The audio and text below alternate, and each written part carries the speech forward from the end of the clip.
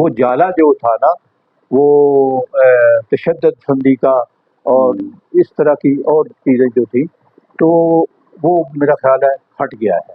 جی بالکل ہٹ جانا چاہیے ناصر بھائی. پاکستان نے میجر رول جو ہے وہ پلے کیا ہے, ایک شاندار کردار جو ہے وہ ادا کیا ہے. جی ایک ایسا کردار ادا کیا ہے عالمی سطح پر کیا علاقائی سطح پر ہندوستان, بنگلہ دیش, سری لنکا, برما, نیپال, بھوٹان, مالدیپ, یہاں کے لوگ تصور ہی نہیں کرتے تھے.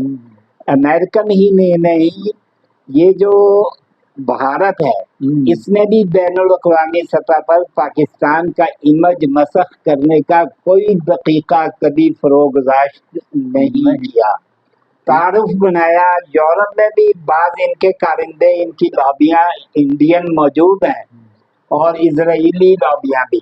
یہ دونوں لابیاں ان کا آپس میں چولی دامن کا ساتھ ہے. بالکل. یہ دیکھیں کہ جنگ سے 2 دن پہلے مودی جو ہے وہ اسرائیل کا دورہ کر کے آیا ہے اور انہوں نے کہا کہ ہم نیچرل الہی ہیں, ہم فطری اتحادی ہیں, ہمارا دشمن ایک ہے. وہ صرف علاقائی سطح پر یہ نہیں کہہ رہے تھے کہ یہ مسلمان ہی ہمارے دشمن ہیں, وہ یہ کہہ رہے تھے کہ جتنے لوگ بھی اسرائیل کے مخالف ہیں یا بھارت کے جارحانہ رویوں کے مخالف ہیں یا بھارت کی جنگی جنون کے مخالف ہیں. دیکھیں نا, نیتن یاہو بھی جنگی جنونی ہے اور مودی جنگی جنونی ہے. وہ خطے میں انڈین ہیجمنی کو قائم کرنا چاہتے ہیں, بھارت کو ایک ہیجمن بنا کر پیش کرنا. اور پھر اس میں آپ یہ بھی دیکھیں کہ ہمارا تعارف کیا بن گیا, ہمارا چہرہ جو ہے وہ مسخ ہو کر رہ گیا تھا. یہ کڑوا سچ ہے, ہمیں تسلیم کرنا چاہیے. ہمیں قالین کے نیچے یہ حقیقت چھپانے کی کوشش نہیں کرنا چاہیے. ہمارا امیج یہ تھا کہ موسٹ وانٹیڈ ٹیررسٹ یہاں سے برآمد ہوتے ہیں. ہمارا امیج یہ تھا کہ پاکستان از ہیون آف ٹیررسٹ. یہ جو موجودہ آرمی چیف ہیں عاصم منیر, ان کی قیادت میں یہ تاثر اور یہ تصور, جیسے آپ نے کہا, مکڑی کے جالے کی طرح تار تار ہو کر رہ گیا, وہ ختم ہو گیا.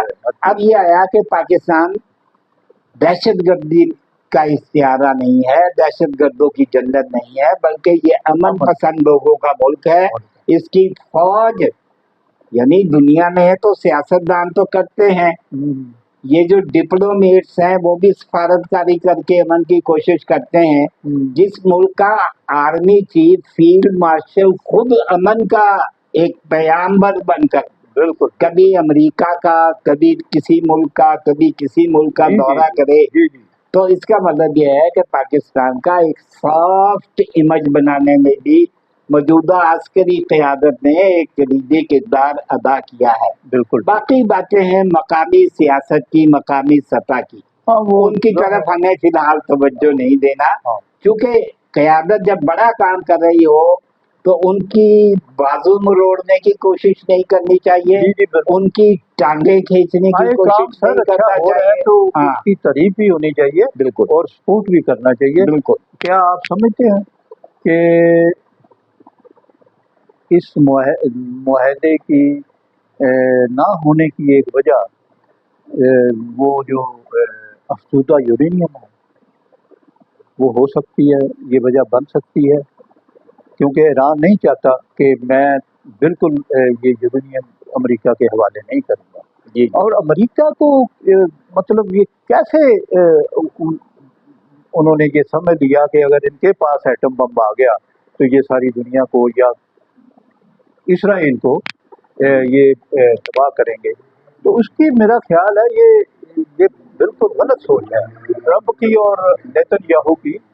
دیکھیں آپ اسرائیل پہ جو حالیہ جنگ میں وہ میزائل چلے ہیں, سارا کچھ ہے, تو ان سے ہی وہ تو اگر ایسا بھی ہے کہ, لیکن یہ بھی دیکھنا ہے کہ اسرائیل نے جو کیا ہے اس کو تو کوئی کہہ نہیں رہا کہ آپ نے اس قدر بربادی کی ہے فلسطین کے اندر اور تصحیح پسندانہ عزائم جو ہے اس کے کھل کر سامنے آ گئے. جی جی تو ایران تو ایسا نہیں چاہتا اور نہ ایران نے کبھی پہل کی ہے. تو پھر کیا یہ مطلب کیا منظر دیکھیے جی، ایران کے بارے میں عالمی ایٹمی توانائی کی ایجنسی جو ہے جی جی اس نے کبھی یہ دعویٰ نہیں کیا کہ ایران ایٹم بم بنا چکا ہے، ایران سے خطرہ ہے کہ یہ ایٹم بم بنا دے گا. معاملہ ہے افزودہ یورینیم کا، جس کا آپ نے اشارہ کیا. ایک طرف تو صرف یورینیم افزودہ کیا گیا ہے اور دوسری طرف عالم یہ ہے کہ عالمی برادری جانتی ہے، عالمی ایٹمی توانائی ایجنسی کے ذمہ دار یہ بیان دے چکے ہیں کہ اسرائیل اور امریکن اور ویسٹرن میڈیا بھی یہ کہہ چکا ہے کہ اسرائیل کے پاس 200 سے زائد اٹامک وار ہیڈز ہیں. جی کیا کبھی کسی نے یہ کہا کہ چلیں ٹھیک ہے اگر ایران یہ شرط لگا دے کہ ہم اپنا افزودہ یورینیم ماسکو کے حوالے کر دیتے ہیں تو کیا اسرائیل تیار ہوگا کہ وہ اپنے اٹامک وار ہیڈز جو ہے عالمی ایٹمی توانائی ایجنسی کے حوالے کر دے؟ دیکھیں لیبیا پہ آپ نے کہا کہ وہ ایٹمی طاقت بن رہا ہے، تو اس نے جب اپنا سامان اور بستر لپیٹ لیا تو اس موقع پر بھی اس کو سزا دی گئی. ٹھیک ہے، وہ عراق پر بھی تو الزام عائد کیا تھا کہ یہ وہ جو وسیع پیمانے پر تباہی پھیلانے والے وہ ہتھیار ہیں، تو وہ تو برآمد نہیں ہوئے. لیکن یہ پروپیگنڈا ہے، یہ مس انفارمیشن اور ڈس انفارمیشن ہے، یہ پروپیگنڈا کی دنیا ہے. یہاں چونکہ مغربی میڈیا کی سپرمیسی ہے، یہ حقیقت ہے، اس سے کوئی انکار نہیں کر سکتا. اسے جس انداز میں فیڈ کیا گیا اور انہوں نے جس انداز میں اس تاثر کو پورٹرے کیا، اس کی تصویر بنائی کہ ایران بس ایٹم بم بنانے کے قریب ہے، اس سے افزودہ یورینیم چھین لے. دیکھیں افزودہ یورینیم کی شرط تو اب کوئی میرے خیال میں اب وہ بھی واپس لینے کی بات نہیں ہو رہی. اب تو نئی بات ڈونلڈ ٹرمپ نے کہہ دی. ڈونلڈ ٹرمپ صاحب کے بارے میں یہ امریکہ میں مغربی دنیا میں سب میں یہ کہا جاتا ہے کہ اس پر اعتماد نہیں کیا جا سکتا، یہ پل میں تولا پل میں ماشا قسم کی شخصیت ہے. بالکل صحیح. یہ اپنی رائے کب بدل لے، یہ کب کس طرف کلا بازی کھا لے، اس کی اس سے کوئی توقع نہیں. پہلے تو مسئلہ تھا کہ آپ نئے ہرمز کھولو، اس سے ریٹ کیا، پیچھے ہٹے، تو پھر یہ کہا کہ جناب وہ یورینیم ہمارے حوالے کرو یا اسرائیل کے حوالے کرو. پھر اس سے بھی پیچھے ہٹے اور حالیہ دنوں میں انہوں نے یہ کہا کہ جب تک ابراہیم ایکارڈ پر سعودی عرب، پاکستان اور قطر دستخط نہیں کرتے، کوئی امن معاہدہ کامیاب اور کارگر نہیں ہوگا. اب اس کے بعد آپ بات کر رہے ہیں، یہ ٹرمپ صاحب کا کہنا ہے. آپ نے انٹرو میں بڑا خوبصورت اشارہ دیا تھا اپنی ابتدائی تمہیدی کلمات میں کہ جناب ٹرمپ تو تنہا ہو گیا اس 40 روزہ جنگ میں. جب برطانیہ سے اس نے مدد مانگی اس نے انکار کر دیا. نیٹو جو اس کا ازلی اور ابدی اتحادی سمجھا جاتا تھا، نیٹو نے بھی انکار کر دیا کہ جناب اس جنگ میں ہم آپ کے ساتھ نہیں ہیں. پھر اس جنگ کی دوسری صورت یہ ہے کہ امریکہ میں جب بھی کوئی صدر جنگ کا اعلان کرتا ہے تو وہ اعلان کرنے سے پہلے امریکن کانگریس سے اس کی منظوری لیتا ہے. ایران پر جو مسلط کردہ ایگریشن اور جارحیت ہے، اس کے لیے ڈونلڈ ٹرمپ نے تو کانگریس سے بھی رجوع نہیں کیا. اس لیے امریکی تجزیہ کار جو ہیں اس جنگ کو غیر قانونی جنگ قرار دے چکے. بالکل. اگر یہ جنگ غیر قانونی ہے تو پھر امن معاہدہ بھی ناگزیر ہے. جی جی میں تو یہ سمجھ. بالکل صحیح ہے.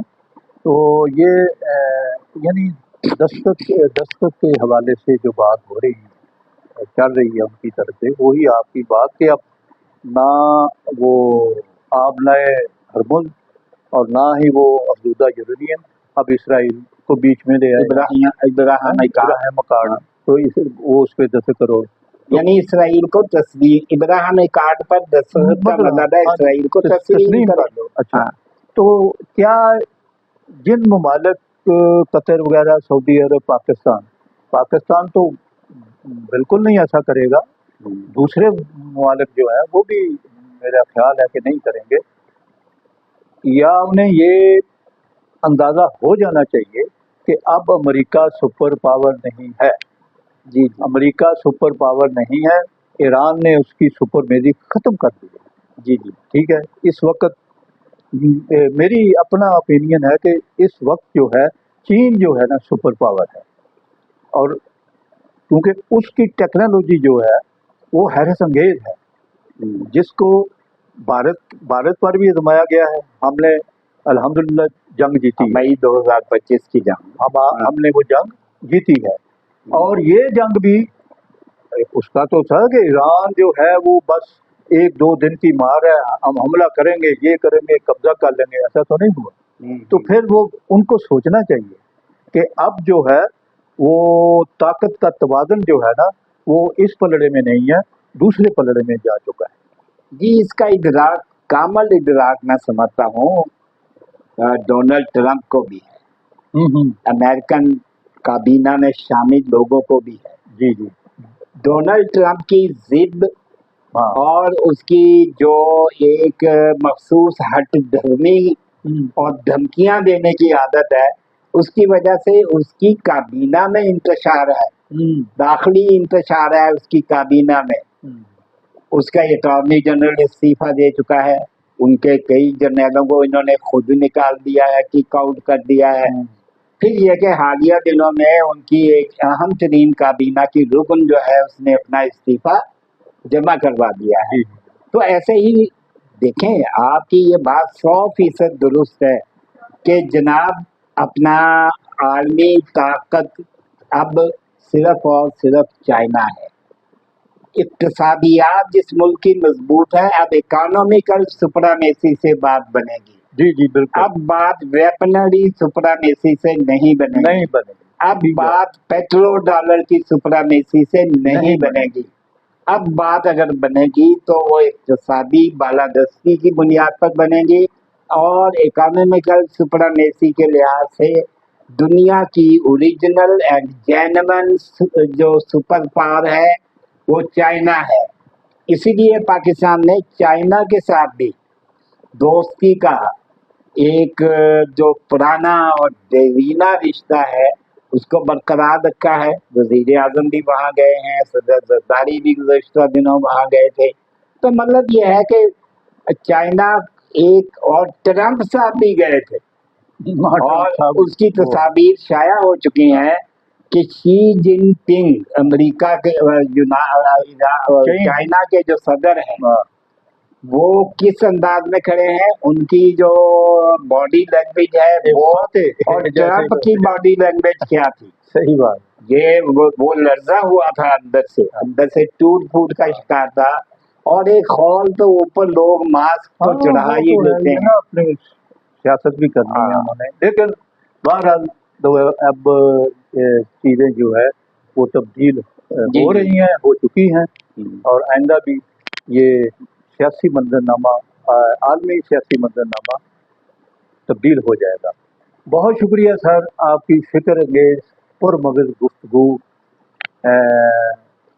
سے یقیناً ہمارے ناظرین جو ہے استفادہ کریں گے، اور ہم آپ کو گاہے گاہے اجازت دیتے رہیں گے تاکہ اپنی جو فکر انگیز جو آپ کا تجزیہ اور گفتگو ہوتی ہے اس سے عام جو لوگ ہیں وہ مستفید ہوتے رہیں۔ تو بہت مہربانی، آپ کا بھی شکریہ، آپ تشریف لائے، اور مجھے یہ سعادت حاصل ہوئی کہ آپ کے بیش قیمت خیالات سے میں بھی مستفید ہوا۔ بہت شکریہ آپ کا۔ बहुत शुक्रिया आप आपका। तो उस्ताद का दर्जा रखते हैं, मेहरबानी हम आपकी, तो ये आपकी मेहरबानी है। आपसे सीखते हैं, ऐसी कोई जी। बात नहीं है। तो नाज़रीन, आप इजाज़त चाहेंगे? अस्सलाम वालेकुम।